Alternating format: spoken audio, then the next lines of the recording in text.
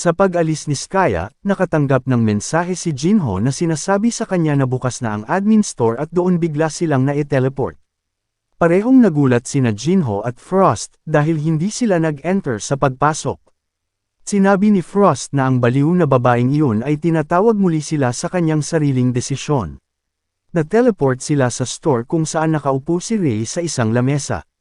Nagtanong siya kay Jinho kung nakakuha na siya ng sapat na player points. Sinabi ni Jinho na ang tindahan ay mas maliit kaysa sa inaasahan niya. Ipinaliwanag ni Rei na ang iba't ibang mga tindahan ay may iba't ibang mga item, at ang iba't ibang mga admin ay may iba't ibang mga tema. Pinanggit din niya na ang mga description ng bawat item ay na-block, kaya kailangan niyang pumili ng madiskarte.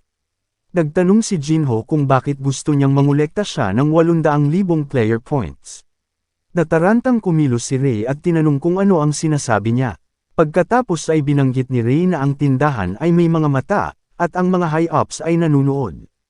Pinayuhan siya ni Rei na tumahimik at maghanap ng mga item na kailangan niya. Nakahanap si Jinho ng elixir na interesado niyang bilhin. Sumingit si Rei, sinabing ito ay may magandang naamoy ngunit halos hindi epektibo at ang presyo na 300,000 player points ay hindi sulit. Nagkukunwaring nagbabasa ng dyaryo, nagpatuloy si Rei sa pagbibigay ng impormasyon kay Jinho. Nakakuha si Jinho ng isang pabango at nagkomento si Rei na ito ay maganda para sa pagpapabuti ng pisikal na kalusugan, ngunit nag-iiwan ito ng isang floral aroma, na ginagawang imposible para sa user na gumawa ng sepresang pag-atake at pagtatago sa kalaban. Natarante si Jinho at hindi makapagdesisyon kung ano ang bibilhin ng walang mga description ang mga items. Ipinagpalagay niyang bibili siya ng core ng Poe Club sa halagang 700,000 puntos. Sinaway siya ni Rei, nagtatanong kung bakit siya nag-aaksaya ng oras. Sinabi ni Rei na hero siya, at bakit ang bagal niya. Napagtanto ni Jinho na dapat mayroong mga item na magkakahalaga ng 800,000 puntos, kaya naman iginiit ni Rei na hanapin niya ang halagang iyon. Pagkatapos maghanap, nakita ni Jinho ang dalawang item, ang Holy Water ni Amal at ang Heart of Shade. Ipinaliwanag ni Rei na ang Holy Water ng Amal ay gawa sa E-energy, at ang mga hindi makayanan ang matinding lamig nito ay magiging yelo hanggang sa mamatay. Para naman sa Heart of Shade, ang mga taong walang anumang katangian ng darkness, ay hindi ito mahahawakan. Sinabi pa ni Rei na ang bawat box ay nagkakahalaga ng 400,000 puntos, kaya ang parehong magkakasamang box ay nagkakahalaga ng 800,000 puntos. Napagtanto ni Jinho na maaaring ito ang pinakamagandang item na makukuha niya. Kaya't binili niya ang mga ito. Nagpasalamat si Jinho kay Rei, at sinabi kung pwede ba siyang magtanong.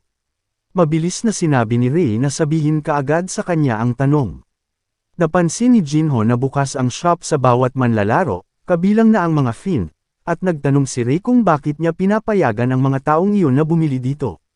Sumagot si Rei na hindi maaaring makisali ang mga admin sa gawain ng mga manlalaro, at sila ay hindi pinapayagan na gumawa ng anuman. Nang tanungin ni Jinho si Rei kung bakit, ipinaliwanag ni Rei na ito ay isang rules na itinakda ng mga higher-ups. Iniisip ni Jinho na ang mga higher-ups ay ang mga Diyos. Mabilis na iniba ni Rei ang usapan, sinabing oras na ng kanyang pagtulog at kailangan na ni Jinho na umalis. Na-teleport si Jinho pabalik sa kwarto niya, at curious pa rin siya sa mga higher-ups na parang mga Diyos.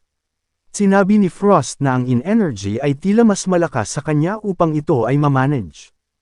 Hindi makapaniwala si Jinho na si Frost, sa kanyang mahusay na kakayahan, ay hindi kayang mamanage ito. Kaya nagpa siya si Jinho na suriin muna at gamitin ang Heart of Shade. Sa pagbukas ng box, napalibutan si Jinho ng mga anino. Dahan-dahan niyang kinain ang Heart of Shade at agad na naramdaman ang mga epekto nito. Sa malalim na pagko-concentrate, tiniis ni Jinho ang mga impact at sa huli ay na-manage na niya ito. Nakatanggap si Jinho ng 50 magic points, at tumaas din ang kanyang Darkness Attribute Affinity. Sa pamamagitan nito, ang kanyang mga istatistika ay ganap na nalampasan kung ano ang mayroon siya bilang isang specter noon. Ngayon ay kaya na niyang ma-awake ang isa pang kasama, pero ang kanyang mga istatistika ay muling manenerf. Pumunta sina Jinho at Skaya sa Dwarf Chief. Sinabi ng Dwarf Chief na hindi sila kailanman gumawa ng mga armas para sa mga may itim na puso, pero buo ang kanilang tiwala kay Jinho at tiniyak kay Jinho na ang iba pang mga armas ay malapit ng makumplito. Nagpasalamat si Jinho sa Dwarf Chief, at sinabing inaasahan niyang matatanggap ang iba pa niyang mga armas. Sa sumunod na eksena, tumatakbo si Jinho sa kagubatan, na iniisip ang paparating na malaking labanan sa Port Lane. Naisip niyang maganda kung may isa pa silang hero sa tabi nila. Gayunpaman, hindi pa rin siya sigurado kung ang kanyang kapangyarihan sa pakikipaglaban ay mas mataas kaysa noong nakaraang 25 taon. Sa sobrang bilis ng pagtakbo niya na naabutan niya ang mga osa, napagtanto ni Jinho na ang kanyang mga estatistika ay nalampasan na ang kanyang nakaraang buhay. Sa kabila nito, hindi niya kailanman naramdaman ang pagkakaroon ng kumpiyansa. Ang mundo ay napuno na ngayon ng maraming napakalakas na mga tao. Determinado, sumugod na si Jinho, na napagpasyahan na anuman ang mangyari, haharapin sila ng direkta. Sa sumunod na eksena, nakarating na si Jinho sa Port Lane at tumayo sa baybayin. Tuwang-tuwa si Frost nang makita ang sunset ng malapitan sa dagat sa unang pagkakataon. Nakakita si Jinho ng isang bangin at naisip na ito ay isang magandang lugar para sa sniping. Magagamit niya ang Horizon Edge ng buong potensyal nito. Gayunpaman, napagtanto ni Jinho na maaaring may plano ang mga Fiend.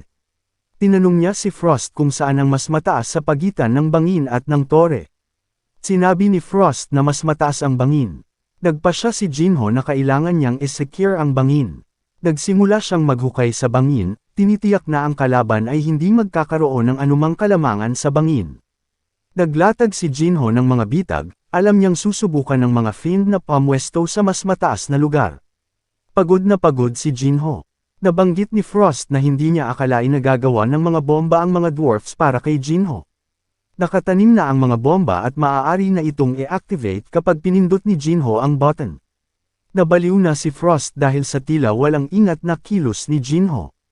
Bigla silang nakatanggap ng mensahe mula kay Diakgu, na nagsasabing nasa panganib ang anak ni Gilberto at kailangan nilang magmadaling bumalik. Nabigla si Jinho. Nakarating na sina Jinho at Frost sa Players Association Guild, at agad na nagtanong tungkol kay Arthur. Nanginginig si Diakgu at sinisisi ang sarili. Nagtanong si Jinho kung ano na ang kalagayan ni Arthur sa Dustin, na sinagot ni Diakgu na wala siya sa ayos. Nagtanong si Diakgu kung alam ba ni Jinho ang tungkol sa Watchguards.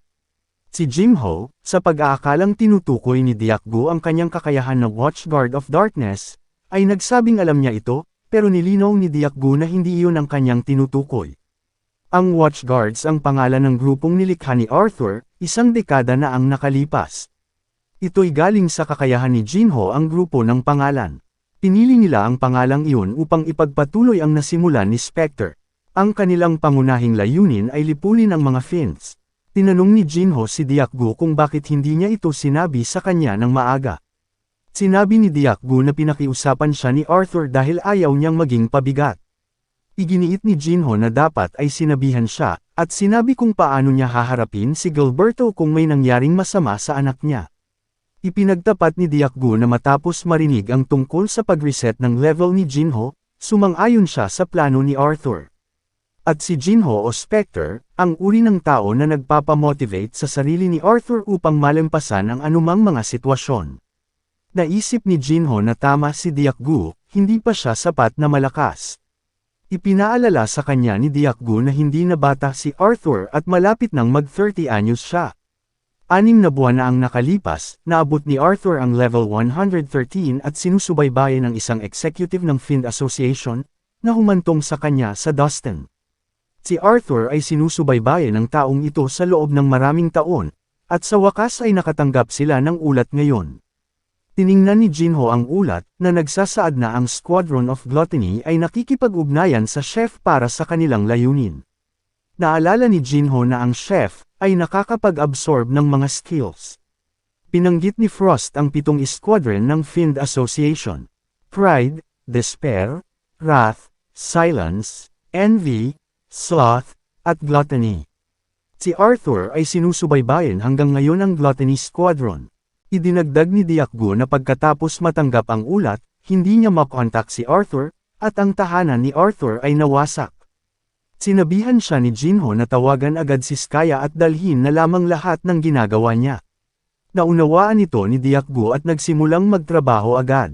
Nakarating na si Skaya sa Players Association at nagtanong kay Jinho kung bakit siya nagmamadali. Ipinaliwanag na ginagawa niya ang hinihiling niya.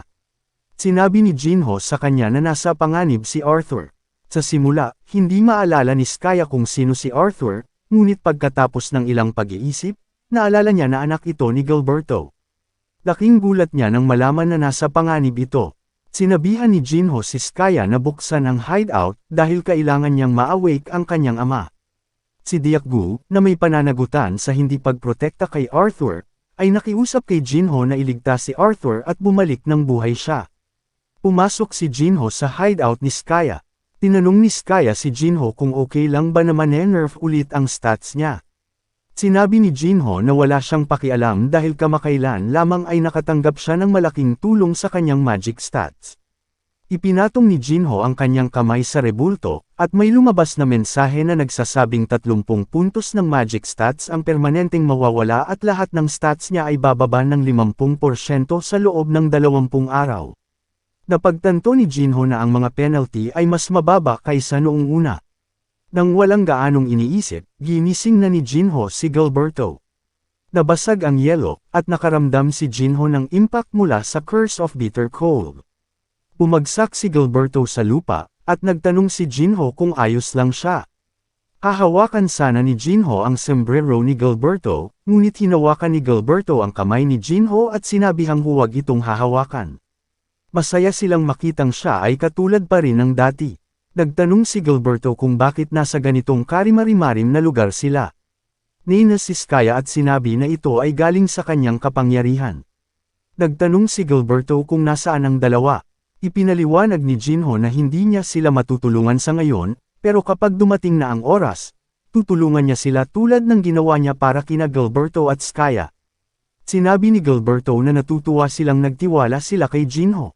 Pagkatapos, biglang naglabas ng sandata si Gilberto at itinutok ito kay Frost.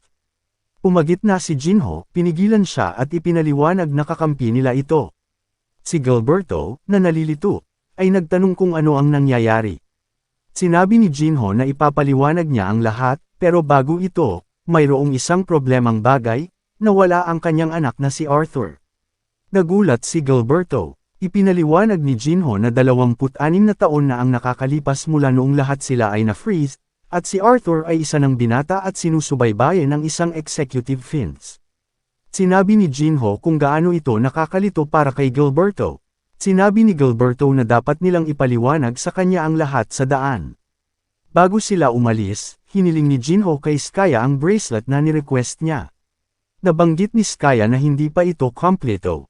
Sinabi ni Jinho na wala silang pagpipilian dahil pareho sila ni Gilberto na nasa ilalim ng Curse of Frost, at ito ang perpektong oras para gamitin niya ang bracelet.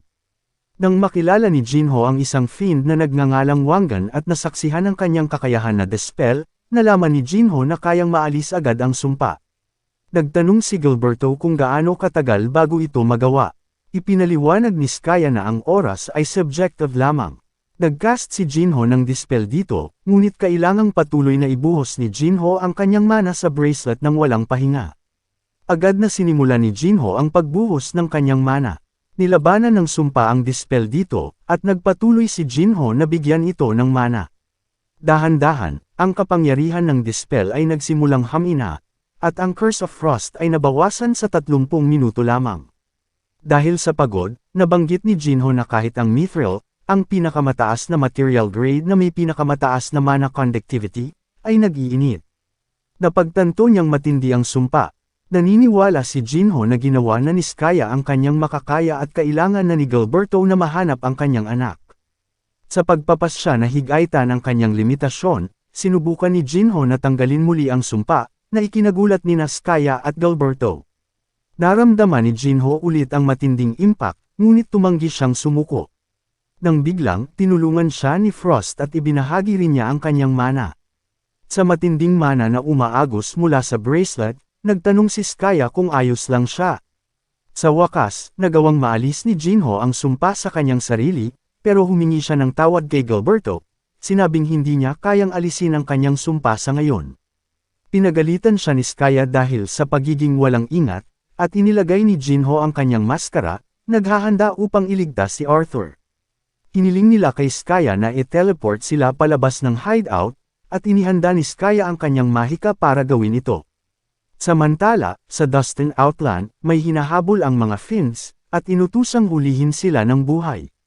Si Arthur at ang kanyang kasama ay tumatakbo palayo sa mga Finn. Nagtanong ang kanyang kasama kung ano ang plano ngayong malapit na ang mga Finn sa kanila.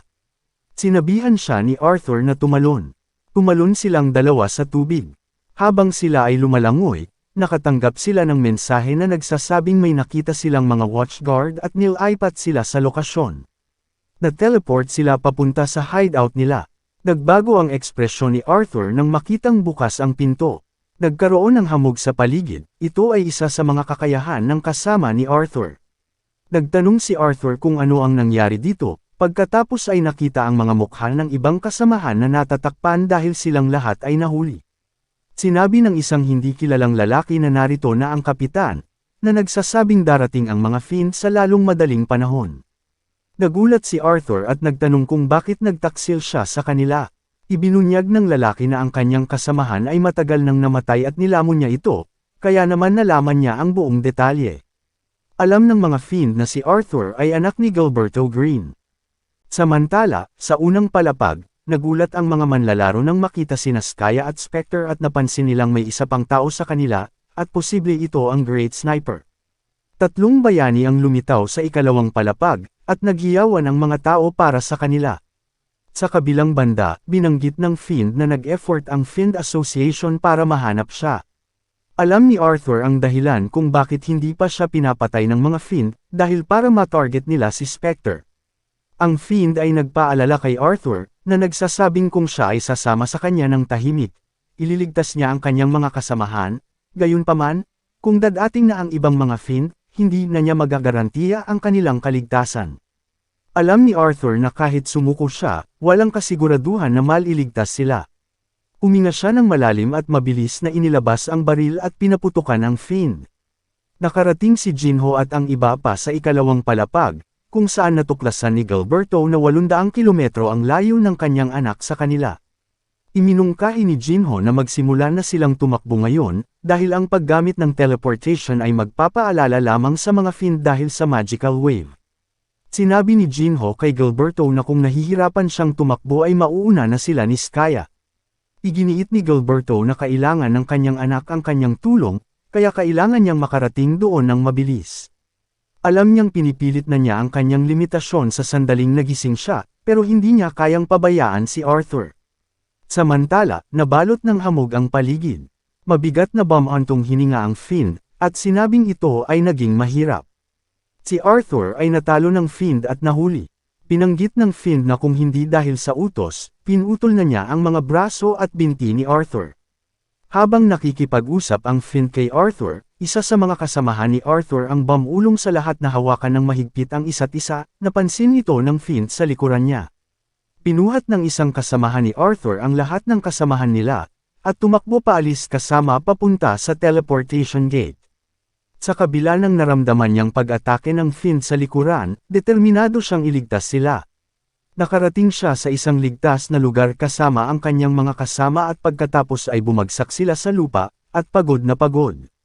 Pinakawalan niya silang lahat, at iminungkahi ng isa sa kanila na pumunta sila sa malalaking guild para humingi ng tulong. Sa TV, nag-broadcast ang balita tungkol sa pagpunta ni Spectre at ng Great Mage sa ikalawang palapag. Nakumpirma na naruroon din ang Great Sniper sa eksena. Nakuha ang atensyon nila sa oras na ito.